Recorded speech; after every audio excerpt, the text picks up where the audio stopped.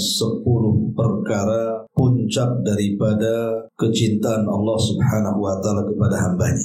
Karena kita tahu bahwa ibadah itu ada dua macam. Ada ibadah qalbiyah, ibadah yang dilakukan oleh hati, dan ada ibadah al-badaniyah, ibadah yang dilakukan badan. Tapi ibadah yang dilakukan badan itu ditentukan oleh ibadah yang dalam hati. Karena baik buruknya badan kita itu ditentukan dengan hati kita. Makanya Nabi SAW mengatakan, ala wa inna fil jasadi mudghah idza saluhat saluhal jasadu kullu wa idza fasadat fasadal jasadu kullu. Ala wa hiyal qalb.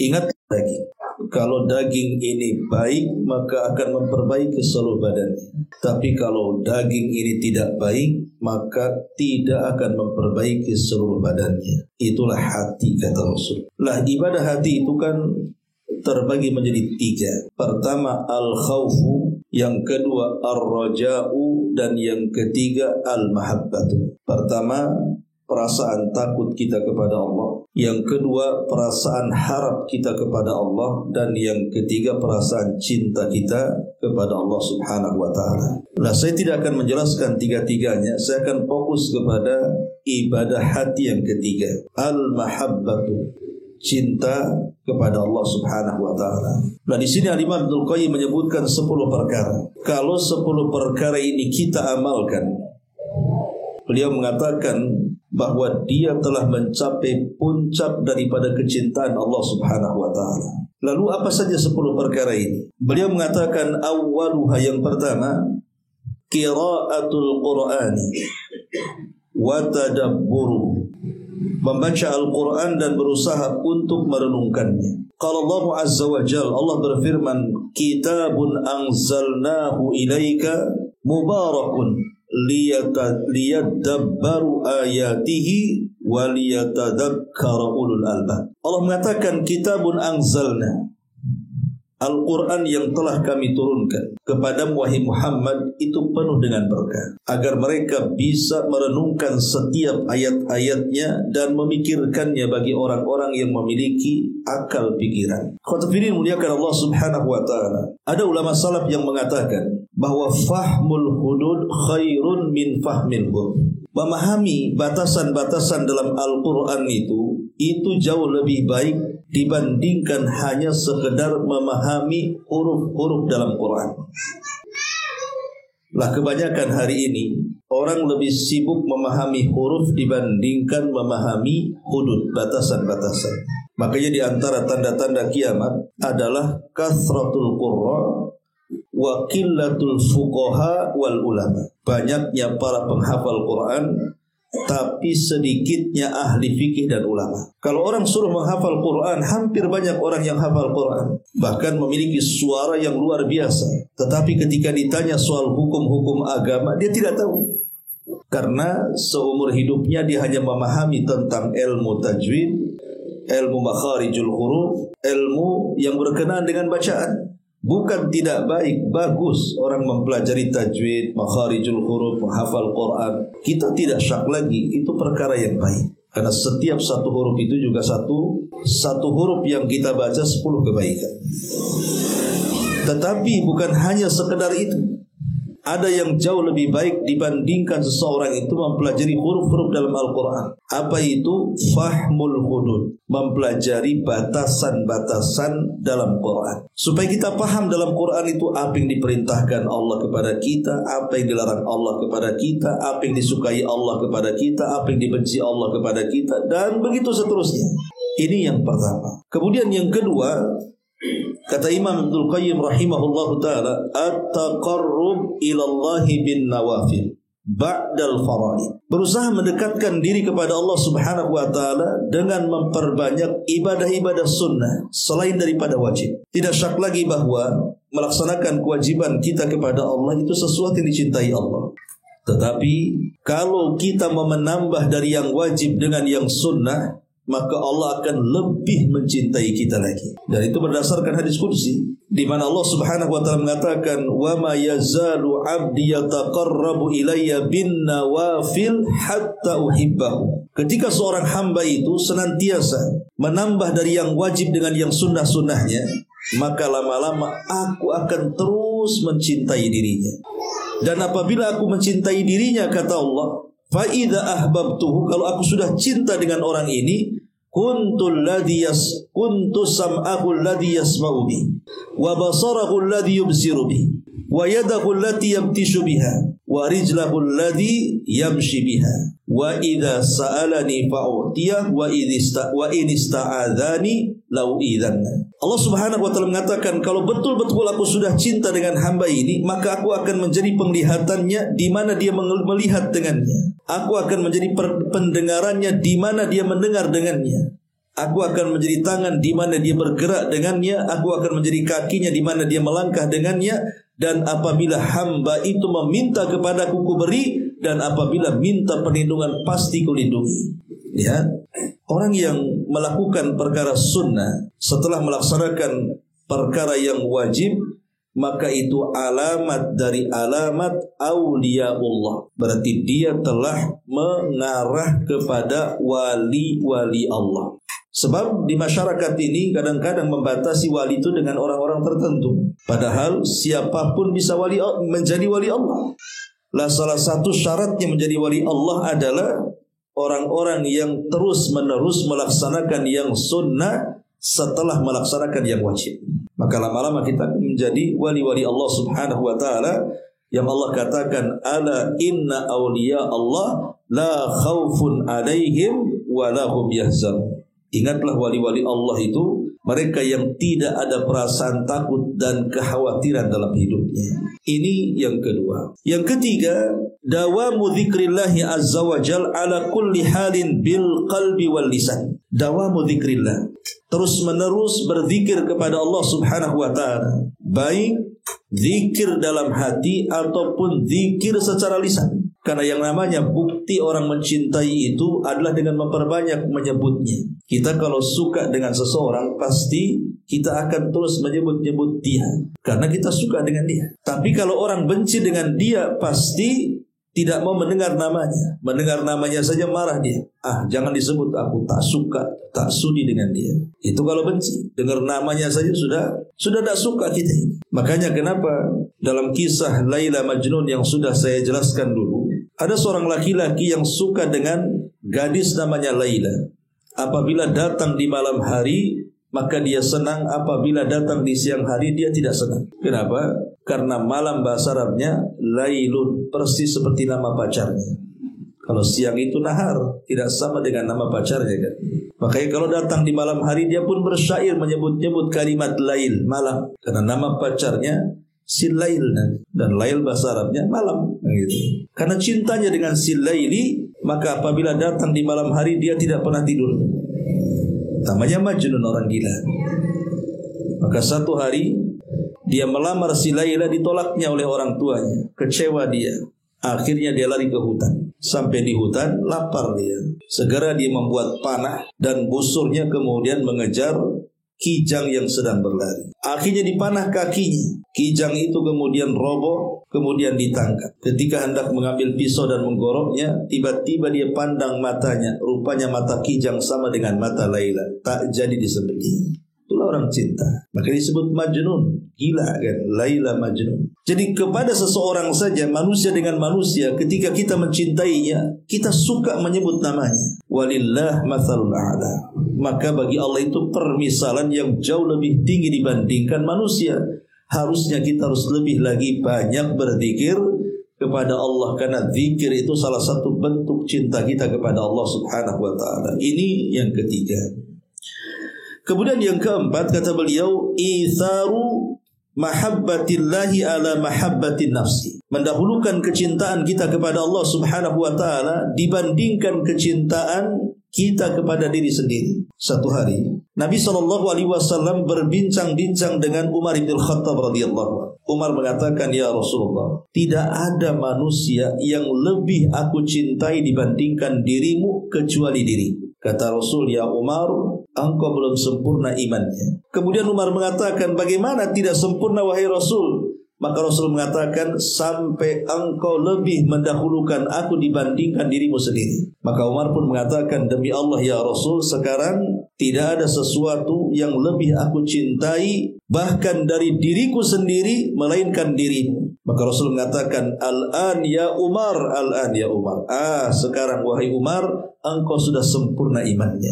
Artinya bahwa kecintaan kita kepada Allah Subhanahu wa ta'ala harus melebihi kecintaan kita kepada segala sesuatu yang bisa menghalangi kecintaan kita kepada Allah Azza wa Jalla. Umpamanya seseorang sedang berbisnis, punya toko, sedang melayani pelanggan. Tiba-tiba datang suara adzan. Di situ harus memilih, apakah tetap membuka tokonya ataukah segera menutup kemudian melaksanakan sholat. Di situ diuji kecintaan kita antara dunia dan Allah Subhanahu wa ta'ala. Kalau kita bisa menutup toko itu dan segera menuju Allah untuk melaksanakan sholat, berarti dia lebih mencintai Allah dibandingkan dunianya. Tapi kalau berpikir, nanti kalau ditutup pelanggan pula tak ada, siapa yang membelinya? Nanti saja kan waktu sholat masih panjang. Akhirnya mulailah kemudian harusnya sholat zuhur 1:30, akhirnya ditunda dari 1:30. Ketika 1:30 mau sholat, datang lagi pembeli. Nanti 2:30. Akhirnya kemudian sudah dekat-dekat habis waktu zuhur, barulah dia sibuk ruku dan sujud seperti ayam yang lapar yang diberi beras. Seperti apa tuh sholatnya tuh? Karena sudah akhir-akhir masalahnya kan. Lah begitu juga dalam keluarga. Banyak di antara suami itu yang lebih memilih kecintaan ia kepada istri anaknya dibandingkan kecintaan kepada Allah Subhanahu wa ta'ala. Ini bahaya. Ada sebagian suami itu yang menuruti apa saja yang diminta istrinya. Apa yang diminta istrinya itu syar'i atau tidak syar'i, maksiat atau taat. Atau mungkin sebaliknya, ada istri terlalu cinta dengan suami, walaupun suami lakukan maksiat dan tidak taat kepada Allah, tetap saja dia cinta kepada suaminya. Nah ini kita diuji dalam kehidupan dunia ini antara cinta kita kepada Allah dan kepada syahwat kita. Maka yang keempat adalah dahulukan kecintaan kepada Allah dibandingkan kepada diri sendiri. Kemudian yang kelima, kata Imam Ibnul Qayyim, mutala'atul qalbi li asma'illahi wa sifatihi wa musyahadatuha wa taqallubuhu fi riyadi hadhil ma'rifati wa kadzalika an-nadharu fil kauni rabbana ma khalaqta hadza batilan subhanaka faqina adzabannar. Yang kelima kata Imam Ibnul Qayyim, hendaklah hati ini senantiasa mutalaah, menyingkap rahasia di balik nama-nama Allah dan sifat-sifatnya, dan berusaha untuk menyaksikannya dalam kehidupan kita, dan berusaha untuk melihat alam semesta dan kebesarannya, bahwa Allah sudah berfirman, ya Rabb kami, engkau menciptakan ini semua tidak sia-sia. Ulama mengatakan semakin kuat kita ini mengenal nama-nama Allah dan sifat-sifatnya, maka semakin kenal siapa Rabb kita. Antum kalau tidak kenal nama saya, tidak kenal sifat-sifat saya, pasti tidak dekat dengan saya. Itu manusia kan. Oh saya kenal dengan orang itu, saya kenal siapa dia, bapaknya siapa, anaknya siapa, istrinya siapa, wataknya kayak apa, saya kenal. Berarti kenal betul dengan dia ya. Kalau sesama manusia saja, ketika kita mengenal sesama manusia dengan cara mengenal namanya, watak-wataknya, sifat-sifatnya, dan begitu seterusnya, berarti kita kenal dengan dia seperti suami istri yang sudah lama. Pasti lama-lama kan kenal sifat-sifatnya, watak-wataknya, karena sudah lama bergaul dengan istri kita kan. Maka begitu juga walillahi matsalul a'la. Semakin dalam kita mengenal nama-nama Allah, semakin dalam kita mengenal sifat-sifat Allah, maka semakin mengenal siapa Allah Subhanahu wa ta'ala sebenarnya. Dan kalau semakin mengenal Allah dengan mengenal nama-nama dan sifat-sifatnya, semakin yakin dan semakin bersemangat untuk beribadah kepada Allah Azza wa Jalla. Maka pelajari nama-nama Allah dan sifat-sifatnya. Karena mempelajari nama-nama Allah itu akan baik bagi kehidupan kita. Nama Allah itu kan ada dua, ada namanya Ismu Al-Jalalah, ada namanya Ismul Jamalah. Ismul Jalalah itu artinya nama Allah yang menunjukkan keagungan kebesarannya. Itu namanya Jalalah. Ada yang kedua Ismul Jamalah, nama Allah yang sifatnya keindahan, kelembutan. Lah ulama akidah mengatakan, kalau kita mempelajari nama-nama Allah yang sifatnya Ismul Jalalah, nama Allah yang merupakan keagungan dan kebesaran Allah, maka sifatilah diri kita kebalikan daripada sifat Allah. Ketika Allah disebut mutakabbir, Allah itu zat yang maha sombong, maka jadilah kebalikannya. Kita ini rendah diri dan rendah hati.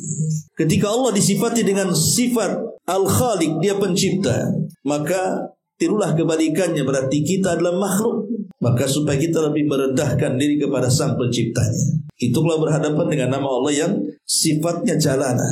Tapi ada nama Allah itu yang sifatnya jamala, penuh dengan kelembutan, penuh dengan kehalusan, seperti Allah itu Ghafur, maha pengampun. Maka jadi juga kita sebagai Ghafur, mudah memaafkan orang. Allah itu Rahim, maka jadilah hamba Allah yang penuh dengan rahmat. Dan begitu seterusnya. Jadi mempelajari nama Allah itu pasti akan melahirkan orang-orang baik.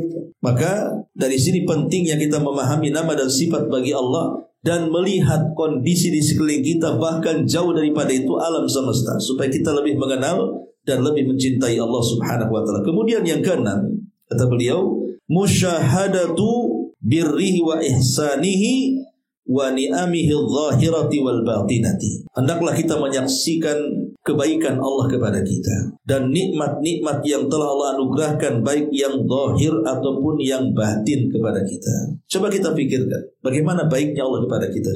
Allah sudah menciptakan kita, Allah sudah memberikan rezeki kepada kita. Dalam badan kita Allah memberikan mata, telinga, akal, kaki, tangan, dan begitu seterusnya. Diberikan keluarga, diberikan istri, pasangan, anak-anak, rumah, pekerjaan. Itu kan luar biasa. Ya. Wa in ta'uddu nikmatallah la tuhsuha. Kalau engkau hendak menghitung nikmat Allah itu tidak akan dihitung. La in ta'adzana rabbukum la in syakartum la azidannakum. Kalau kalian bersyukur akan nikmatku, ku tambah. Intinya bahwa lihatlah kebaikan Allah kepada kita. Bahwa kebaikan Allah kepada kita ini jauh lebih baik dibandingkan hamba-hamba Allah yang baik kepada kita. Makanya kalau saya buat analogi seperti ini, orang-orang yang melakukan kesyirikan, kenapa Allah Subhanahu wa taala murka kepada dia? Sekarang analogi sederhana saja ya. Saya punya anak, dari kecil saya rawat anak itu. Ketika masuk sekolah SD, saya sekolahkan dia sekolah dasar, dan saya biayai sampai selesai sekolah dasar. Kemudian naik ke SMP, tetap saya biayai sampai selesai sekolah SMP. Kemudian naik ke SMA, kemudian sampai ke perguruan tinggi, S1, S2, sampai doktor, sampai jadi profesor. Sepanjang hayatnya saya orang tua yang mendidik sampai punya titel tinggi. Setelah anak saya besar, jadi profesor, jadi penemu, jadi insinyur, jadi pilot, jadi dokter, dan begitu seterusnya, jadi kaya raya, tiba-tiba sudah berhasil, sudah punya gaji besar, dia mengirim uang bukan ke saya orang tuanya, tapi ke tetangga saya. Kalau pulang tidak datang ke rumah, tapi datang ke tetangganya. Kalau memberikan hadiah tidak diberikan ke saya orang tuanya, diberikan kepada tetangganya. Kira-kira orang tua melihat anaknya seperti itu, apa enggak emosi? Ya kurang ajar anak itu kan. Saya membesarkan setelah berhasil, kenapa kemudian kebaikannya diberikan kepada tetangganya? Pasti saya akan marah. Walillah mathalul a'la. Maka bagi Allah permisalan yang lebih tinggi.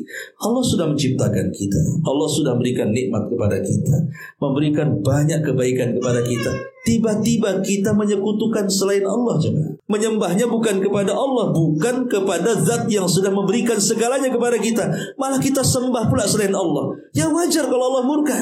Sebagaimana kita punya anak dibesarkan, tahu-tahu berbuat baik kepada orang lain, kan begitu. Lah, dari sini pentingnya seseorang itu melihat kebaikan Allah supaya kita lebih mentauhidkannya lagi. Ini yang keenam. Kemudian yang nomor 7, inkisarul qalbi baina yadayhi. Inkisar al-qalbi baina yadayhi. Berusaha untuk merendahkan hati di hadapan Allah Azza wa Jalla. Nabi SAW bersabda dalam sebuah hadis, Nabi SAW, aqrabu ma yakunul abdu min rabbih wa huwa sajid fa aktsiru du'a. Kata Nabi SAW, kondisi kita yang paling dekat dengan Allah kapan? Dalam satu hari kita ini hidup di dunia ini, ada kondisi-kondisi kita itu paling dekat posisi kita dengan Allah. Dan itu kapan? Kata Nabi SAW, aqrabu ma yakunul abdu baina rabbihi wa huwa sajid. Kata Nabi SAW, yang paling dekat seorang hamba dengan Allah Subhanahu wa ta'ala adalah ketika posisi dia sedang sujud. Itulah posisi dekatnya kita dengan Allah. Kemudian Rasul mengatakan, disitulah perbanyak oleh kalian doa. Jadi kata Imam Ibnul Qayyim ketika menyebutkan yang ketujuh itu, bahwa kita harus inkisar, betul-betul menghambakan diri kepada Allah Azza wa Jalla, maka kondisi yang paling baik dalam menghambakan diri itu ketika kita sujud. Artinya apa? Perbanyak sholat. Karena ibadah sujud itu hanya ada di sholat.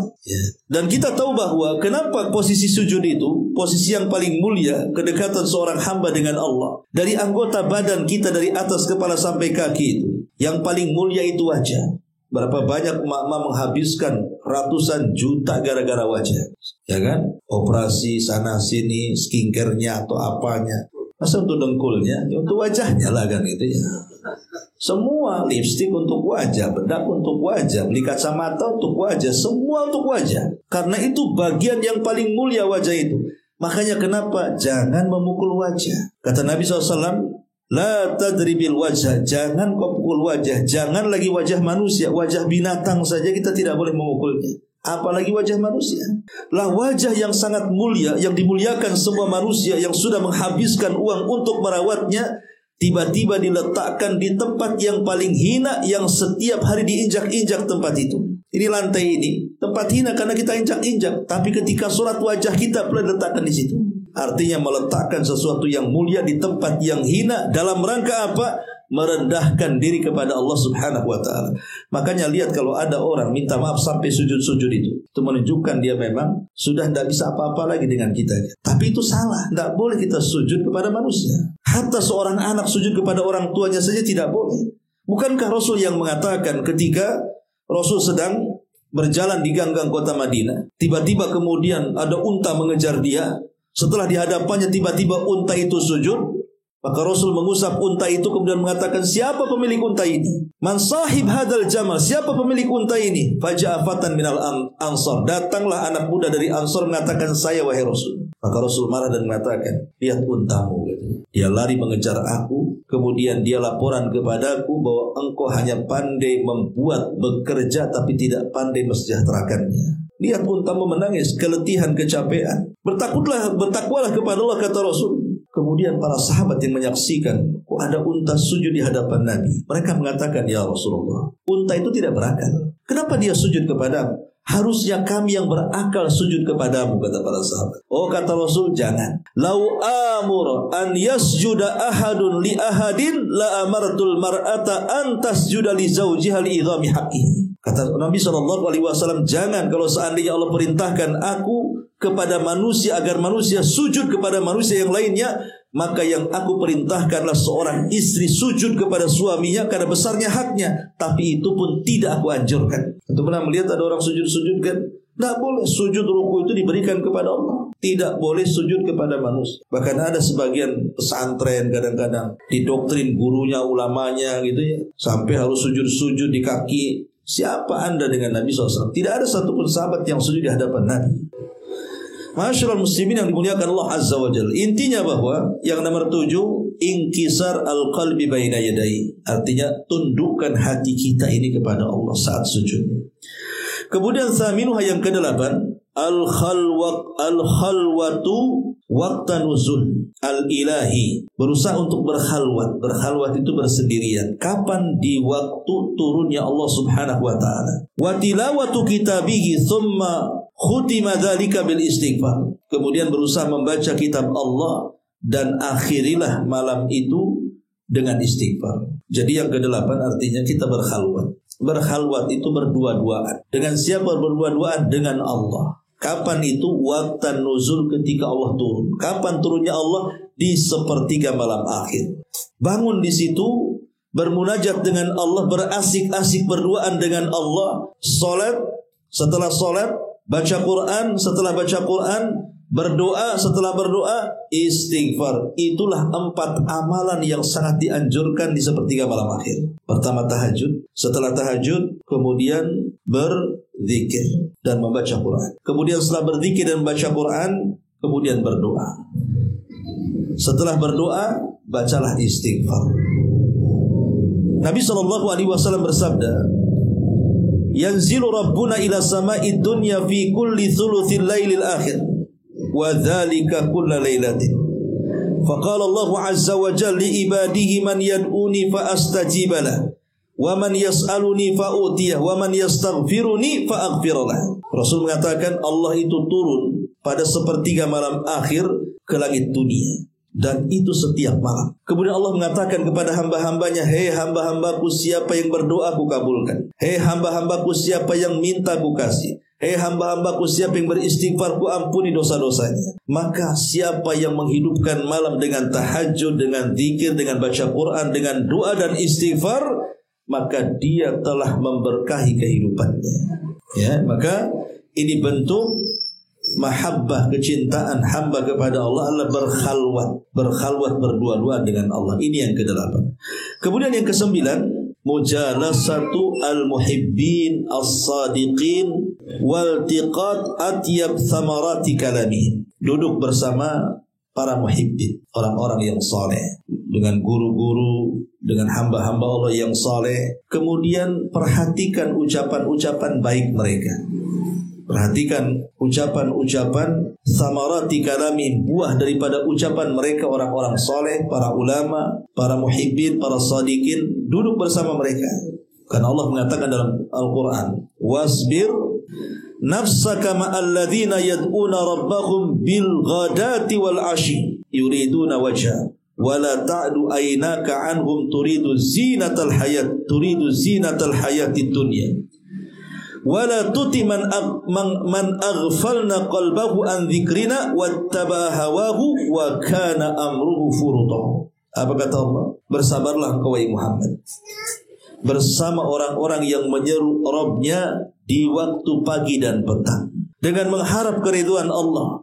Janganlah kedua matamu wahai Muhammad berpaling dari mereka karena mengharap perhiasan kehidupan dunia, dan janganlah engkau mengikuti orang-orang yang hatinya telah kami lalaikan dan mengingat kami serta menuruti hawa nafsunya dan keadaan mereka sangat melampaui batas. Ini Allah Subhanahu wa ta'ala merintahkan Nabi kita loh. Ya, memang asbab nuzulnya ayat ini adalah perintah Allah kepada Nabi kita. Jangan meninggalkan para sahabat yang mereka itu miskin, para budak, tapi mereka dekat dengan Allah. Dibandingkan kau mengejar mereka tetua-tetua, para Sadatu Quraisy, para orang-orang besar Quraisy, belum tentu mereka itu masuk Islam. Karena kan ketika Nabi SAW mendakwahi para pemimpin Quraisy itu harapannya kalau satu mereka beriman maka akan membawa kabilahnya. Itu cara berpikir Nabi. Tapi Allah berbeda. Ketika datang Abdullah ibn Ummi Maktum, kemudian hendak masuk Islam, dicuekin Nabi. Padahal sudah jelas ingin masuk Islam, gara-gara dia buta. Sementara yang tidak jelas-jelas masuk Islam terus dihadapi Nabi. Turun ayat Abasa wa tawalla an ja'ahul a'ma. Turun surah Abasa. Teguran Allah kepada Nabi, seolah-olah Allah ingin mengatakan, hei Muhammad, itu orang walaupun cacat buta datang kepadamu itu betul-betul ingin masuk Islam. Tapi itu orang yang kau dakwahi para pembesar Quraisy itu, yang keras kepala itu, belum tentu mereka masuk Islam kok. Cari yang jelas, jangan cari yang tidak jelas, gitu maksudnya. Kalau Nabi SAW saja ditegur oleh Allah, disuruh agar bergabung dengan orang-orang yang taat walaupun di atas kefakiran mereka, maka kita pun sama. Carilah pergaulan yang baik, hadir di majelis-majelis ilmu, berkawan dengan orang-orang yang baik. Kata Rasul, al-mar'u ala dini khalili. Agama seseorang itu digantungkan kawan. Ikhwan, kalau kita ini berhubungan dengan orang-orang baik, bermuamalah dengan orang-orang baik, berada di lingkungan orang-orang baik, pasti kita akan lebih istiqomah. Pasti itu. Tapi kalau seandainya lingkungan kita ini lingkungan yang tidak baik, semuanya orang jahat, semuanya orang-orang yang jauh dari agama, maka itu tantangan kita. Mustahil kita akan istiqomah, kecuali karena rahmat Allah Subhanahu wa ta'ala. Maka penting mempertahankan istiqomah itu dengan cara apa? Cari teman sebanyak mungkin, dan teman-teman ini adalah orang-orang saleh yang bisa menarik kita. Bukankah Rasul mengatakan permisalan teman yang baik dengan teman yang tidak baik itu sama dengan kita datang ke orang yang jualan minyak wangi dengan orang yang sedang bekerja di pandai besi, kata Rasul. Kalau kita ini berteman dengan para penjual minyak wangi itu, ada 3 kemungkinan. 1, boleh jadi tiba-tiba penjual minyak wangi ngasihkan wewangiannya kepada kita kan. Kalau penjual minyak wangi kan pasti akan ambil sedikit, tempel-tempel sini, kan begitu. Dapatlah kita wanginya. Atau kita yang membelinya. Ataupun kalaupun kita tidak diberi atau memberi, tapi dekat dengan dia itu pasti ada wanginya tuh. Begitulah berteman dengan orang soleh. Boleh jadi dia menasihati kita, boleh jadi kita minta nasihat dia, boleh jadi nama kita ikut harum. Itu siapa itu? Itu kawannya Ustadz Anuha. Bukan Ustadz, jadi Ustadz dia. Ya kan? Tapi bagaimana Nabi mengatakan kalau kawan yang buruk itu seperti pandai besi. Coba lihat pandai besi, isinya cipratan api saja dari pukulan-pukulan besi. Kalau kita mendekat, terkena cipratan, terbakar kita. Kalau kita menjauh dengan dia, tak punya kawan pula. Kalau kita memaksakan diri datang ke situ, baunya juga tidak sedap hati untuk dicium. Jadi serba salah. Ya, itulah berkawan dengan orang jahat itu serba salah. Boleh jadi kemudian kita yang menarik dia dan itu mustahil. Ya bisa saja. Tapi kebanyakan kalau sudah banyak orang jahat dibandingkan orang baiknya, biasanya orang baik tersedot kepada jahat. Karena sahibus sahib, teman itu nyeret, kata Rasul. Makanya siapa yang berteman 40 hari dengan pemabuk, maka dia akan mabuk. Siapa yang berteman 40 hari dengan orang yang rajin baca Quran, lama-lama dia pengen baca Quran. Begitulah teman itu menjadikan kita terseret ke yang negatif atau ke yang positif. Ini yang ke-9 dan yang terakhir. Kata Imam Ibnul Qayyim, muba'adatu kulli sababin yahulu bainal qalbi wa bainallahi azza wa jalla. Ini yang paling penting. Jauhi semua sebab yang bisa menghalangi hubungan hati kita dengan Allah. Jauhi sebab-sebab yang bisa dengan sebab itu terhalang hati kita dengan Allah. Di zaman Imam Ibnul Qayyim itu tidak seperti di zaman sekarang. Di zaman itu belum ada handphone, ya kan? Belum ada internet, belum ada apa-apalah. Bahkan jangan dicerita di zaman Ibnul Qayyim ya ngomong begini. Di zaman kita masih kecil-kecil sajalah. Di zaman yang sekarang usia 40-50 tahun di waktu sekolah SD, nggak ada handphone itu. Orang mau komunikasi itu ya ke telepon-telepon umum, ya bawa koin, kemudian meningkat ke wartel-wartel kan begitu ya. Dan kehidupannya lihat di zaman itu, tidak ada orang yang menyibukkan diri sendiri kan. Pasti mereka akan lebih bersosialisasi. Kenapa? Kalau ngajak ngobrol sama orang, dia hidup sendiri. Makanya lihat orang dulu itu luar biasa, hubungan bermasyarakatnya luar biasa kan. Karena apa? Ya karena memang tidak ada yang menghalangi mereka. Kalau sekarang kan ada yang menghalangi mereka, handphone kan. Sekarang loh orang bisa duduk di depan handphone itu dari pagi sampai sore dah jenuh. Coba kalau dulu nggak ada handphone, duduk dari pagi jenuh sampai sore itu. Mau ngapain? Gara-gara handphone kita bisa duduk seharian. Coba anak kecil yang main PlayStation itu, dia walaupun tidak makan dari pagi sampai sore, nggak ada masalah. Asal pegang tuh remote tuh, bisa khusyuk dia. Lah pada hari ini, pada poin yang ke-10 inilah yang menghalangi hati kita dengan Allah adalah handphone depan kita. Inilah barang yang banyak menghalangi hubungan seorang hamba dengan Allah Azza wa Jalla. Handphone ini. Kalau dulu ngaji Quran, nggak ada yang menghalangi, ya ngaji. Sampai selesai entah lembar, 2 lembar, 3 lembar, 1 juz, 2 juz. Sekarang sama-sama ngajinya, tapi ngaji dari handphone. Ada aplikasi Qurannya, tapi tidak tahan. Baru beberapa ayat ting tong WA masuk. Paksa kemudian buka baca dulu, tutup baca lagi, ya kan? Ada saja halangannya. Seolah-olah apa? Seolah-olah tidak pernah khusyuk. Makanya kenapa alat kecil ini, alat pintar ini betul-betul pintar itu membohongi kita, supaya hati kita ini terhalangi dengan Allah Subhanahu wa ta'ala. Dan itu sebab menghilangkan kecintaan kita kepada Allah. Ketika kita belum mampu meninggalkan hal-hal yang menjadikan penghalang antara hati kita dengan Allah Subhanahu wa ta'ala. Salah satunya adalah alat komunikasi atau permainan-permainan, hobi-hobi. Hati-hati yang hobi binatang. Kadang-kadang saya lihat di kampung itu ada orang hobi melihara ayam aduan mungkin kan. Masuk pagi-pagi buta sudah dimandikan. Nanti agak sibuk dikasih minum ekstra jos itu apa itu? Ratindeng ya. Itu subhanallah dirapihkan, dimandikan, ditaruh di atas. Jadi satu hari saya pikir itu aja yang diurus tuh si ayam jago. Padahal badan dia nggak diurus tuh. Jadi aneh, harusnya ayam yang bau, ini terbalik dia yang bau. Ayamnya yang wangi kan itu ya. Karena ayamnya malah dimandikan, dianya nggak mandi. Nasib baik istrinya masih cinta dia, lama-lama istrinya cinta ayamnya pula kan. Kan ada masalah jadinya. Nah ini kan permainan, hobi-hobi yang seperti ini itu kan menghalangi dia dengan Allah karena disibukkan dengan perkara itu. Bahkan itu merawat ayam subhanallah, saya tanya berapa biayanya? Itu itu bukan kecil tuh biayanya. Sampai dikasih jamu, kan? Kasih telur ayam, kasih apa? Ada jamunya sendiri mereka itu. Subhanallah. Padahal kalau seandainya digoreng ayam, itu selesai sebenarnya. Kan gitu ya. Coba. Naudzubillah. Itulah perkara-perkara yang bisa menghalangi antara dia dengan Allah Subhanahu wa taala. Internet, hobi-hobi, permainan, jalan-jalan ke sana kemari. Itulah yang menghalangi kita dekat dengan Allah Subhanahu wa taala. Lah kata Imam Ibnul Qayyim, ini 10 perkara ini kalau kita bisa amalkan, maka kita akan mendapatkan puncak dari mahabbah, kecintaan Allah kepada kita. Wallahu a'lam bishawab. Inilah nasihat yang indah dari beliau Al-Imam Ibnul Qayyim Al-Jauziyah dalam kitabnya Madarijus Salikin fi Iyyaka na'budu wa iyyaka nasta'in. Wallahu a'lam bishawab. Mudah-mudahan manfaatnya. Subhanallahi wa bihamdika